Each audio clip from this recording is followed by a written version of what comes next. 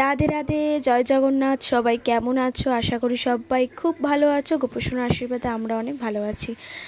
আজকে হচ্ছে আমাদের পুরীতে সেকেন্ড ডে, আর এখন বাজে সকাল 7টা। তো এখন আমরা সব ব্রেকফাস্ট সেরে চা খেলাম।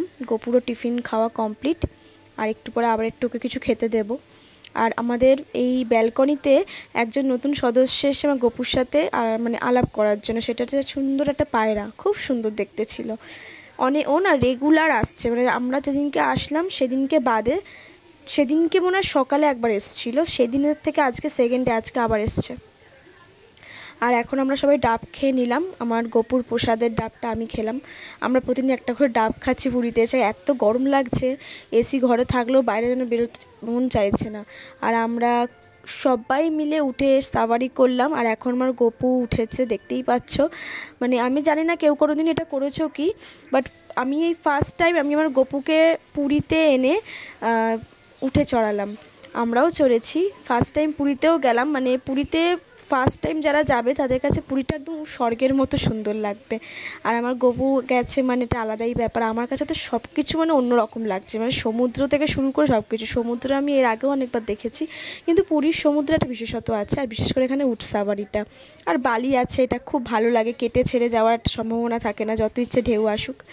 আর আমার গোপু এখন উটের সাফারিতে উঠেছে, দারুণ লাগছে। আমার তো বিশ্বাসই হচ্ছে না যে আমার গোপু সাফারিতে উঠেছে, আমার উঠে পিঠে। তো ওকে নামানো হচ্ছে, এখন সাফারি কমপ্লিট হয়ে গেছে। দারুণ এক্সপিরিয়েন্স। যারা উটের পিঠে না উঠে মনে করবে যে কেমন লাগে, তাদেরকে বোঝানো যাবে না। একবার উটের পিঠে উঠে দেখতে হবে, তবেই সে বুঝবে যে কতটা রোমাঞ্চকর একটা সাফারি এটা। দারুণ লাগে, দারুণ। একটু শরীরটা হেলে দোলে তো দারুণ লাগে। এই দেখো আমার গোপু কিন্তু খুব খুশি উটের সাফারি করে। আর আমরা এখন একটু বসে রেস্ট নিচ্ছি, কারণ একটু আগে আমরা জলে ঝাপাঝাপি করেছি গোপুকে নিয়ে। তো আমি আর আমার গোপু একটু বসে রেস্ট নিচ্ছি, এরপরে আবার জলে ঝাপাঝাপি করতে যাব। তখন আর ফোনে ভিডিও করব না, কারণ সম্ভব নয়। এখানে এনজয় করতে এসেছি, সবসময় ভিডিও নয়। আর এখন দেখো আমার গোপুর কত ভক্ত পাওয়া গেছে। আমার গোপুকে নিয়ে সবাই অনেক অনেক ছবি তুলেছে, আরও অনেক ফুটেজ তো আমি নিইনি ফোনে, কারণ আমি অনেক সময় ফোন নিয়ে যাইনি অত দূরে। আর এইদিকে আমরা বালিতে না গোপুর সাথে বসে সবাই মিলে একটু আনন্দ করছি। আমরা আসার সময় হোটেল থেকে যখন বিচে আসছিলাম, তখন বিচের ধারে না অনেক অনেক এরকম বাচ্চাদের বিচের যে সেকশানগুলো হয় খেলনা, সেগুলো সব নিয়ে এসেছি। তো নিলাম, কিনে এই কিছুক্ষণ আগে একটা বল নিলাম, আমার কোলে আছে। আর এই পুরো একটা সেট নিলাম বাড়িতে খেলার জন্য আমার গোপুর। তো ওর সাথে আমরা একটু এনজয় করছি। এই জিনিসগুলো তো ছোটোবেলায় অতটা পাইনি, ঠিক আছে। তো খুব খুব ভালো লাগছে। আমি তো অনেক বড় হয়ে প্রায় 2 বছর আগে মনে হয় আমি ফার্স্ট সমুদ্র দেখলাম জীবনে। ছোটোবেলায় এগুলো কোনোটাই কিছু দেখিনি, পাইওনি। তো খুব খুব ভালো লাগছে যে গোপুর সাথে আমরা সবাই এই জিনিসগুলোকে নিয়ে একটুখানি খেলা করছি, পাহাড় বানাচ্ছি, আনন্দ করছি। বেশ ভালো লাগছে গোপুর সাথে না এরকম খেলাধুলা করতে, ওর সাথে সময় কাটাতে না আমার খুব খুব ভালো লাগে। যেখানেই যত বন্ধু বান্ধব যাক না কেন, যেই যাক, একটা সুন্দর জায়গাতে গেলে আমার মনে হয় সেই জায়গাটা আমার গোপুর সাথে কাটানোটা সেরা মুহূর্ত আমার কাছে। ও হচ্ছে আমার কাছে সব কিছু, আর কিচ্ছু নেই আমার জগতে। আর এখন আমরা সবাই মিলে এখন মন্দিরের চূড়া তৈরি করছি। তো জল এসে সব ধুয়ে দিচ্ছে, তো কী করবো, এইভাবেই এখন করা হচ্ছে। আর এটা খুব একটা আনন্দের বিষয় যে আমাদের গোপু সোনাকে সাথে নিয়ে বীজের ধারে বসে খেলা করা, বালি নিয়ে এটা সেটা বানানো, এটা সত্যি একটা অন্যরকম ব্যাপার। আমার কাছে তো একদম অন্যরকম একটা মুহূর্ত। এর থেকে সুন্দর মুহূর্ত হয়তো আমার জীবনে আসবে না, সত্যি কথা। এত ভালো লাগছে। আর চড়া রোদও ছিল, আর গোপুর মাথায় না বলটা ধরে আছি হালকা করে, কারণ গায়ে একটু ছাওয়া পড়ছে।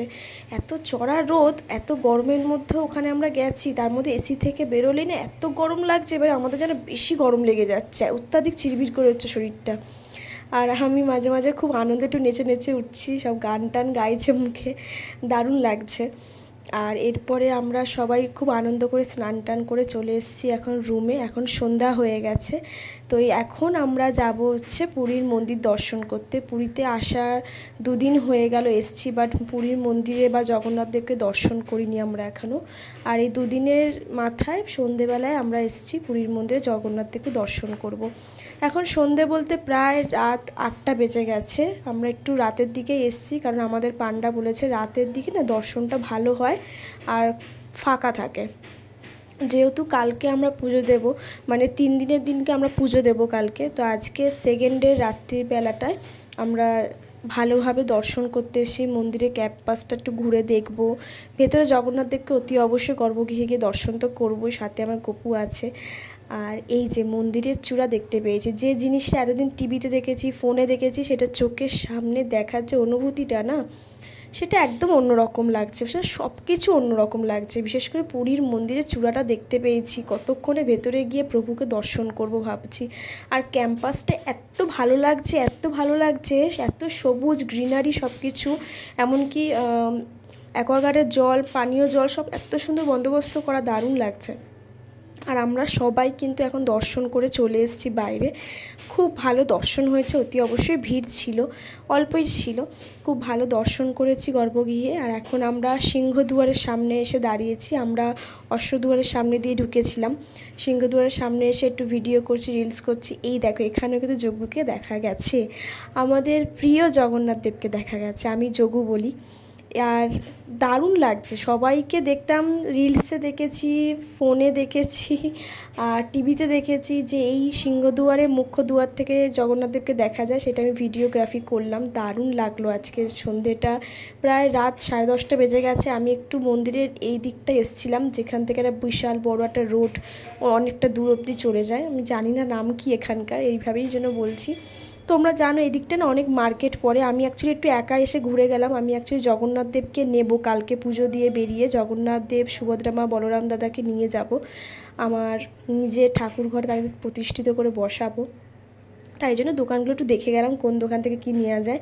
তো এখন আমরা আবার হোটেলের উদ্দেশ্যে চলে যাচ্ছি। অনেক রাত, প্রায় 11টা বেজে গেছে। গপুকে গিয়ে খাইয়ে দাইয়ে ঘুম পাড়াতে হবে, আমরা নিজেরাও ডিনার করব।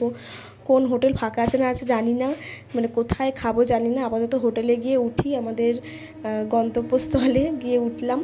আর এখন প্রায় রাত 2টো বাজে, আমাদের সবার ডিনার কমপ্লিট, সবাই ঘুমিয়ে পড়েছে। আর আমি প্রত্যেক দিন রাতে আমার একটাই কাজ, রাত 2-3টের সময় আমাদের মেরিন ড্রাইভের রোডের এই দিকটা ব্যালকনি থেকে দেখবো দাঁড়িয়ে দাঁড়িয়ে। আর সমুদ্রে যে রাতের গর্জনটা হয়, সেটা আমি প্রত্যেকটা দিন শুনি। কালকেও শুনেছি প্রথম দিন, আজকে সেকেন্ড দিনও তাই, প্রতিদিন শুনবো যতদিন আমি এখানে আছি। তো ভিডিওটা কেমন লাগছে সবাই অতি অবশ্যই আমাকে জানিও। সবাই ভালো থেকো, সুস্থ থেকো, রাধে রাধে। দেখা হবে অতি অবশ্যই আবার পরের দিন, আমাদের যেদিনকে পুজো দেওয়ার মানে 3rd ডে, ঠিক আছে? সেদিনকে আমরা জগন্নাথদেবকে পুজো দেবো। কোথা থেকে পান্ডা নিলাম, জগন্নাথদেব কোন দোকান থেকে নিলাম, সব ডিটেলস আমি সেই ভিডিওতে জানিয়ে দেবো। অতি অবশ্যই চ্যানেলটাতে লক্ষ্য রাখবে আর সাবস্ক্রাইব করে দেবে, লাইক করে দেবে। সবাই ভালো থেকো, সুস্থ থেকো, রাধে রাধে। আর দেখা হচ্ছে পরে একটা ব্লগে। আর সবার প্রথমে একটা কথা, সবাই আমরা একসাথে বলবো জয় জগন্নাথ, ঠিক আছে? আর আমরা যেন সুস্থভাবে কলকাতা ফিরে যেতে পারি সেটা প্রার্থনা করো। দারুণ একটা দিন আমাদের কাটছে, আপাতত 2 দিন কাটালাম, দেখা যাক কালকে কী হয়। অনেক সকালে উঠতে হবে। রাধে রাধে।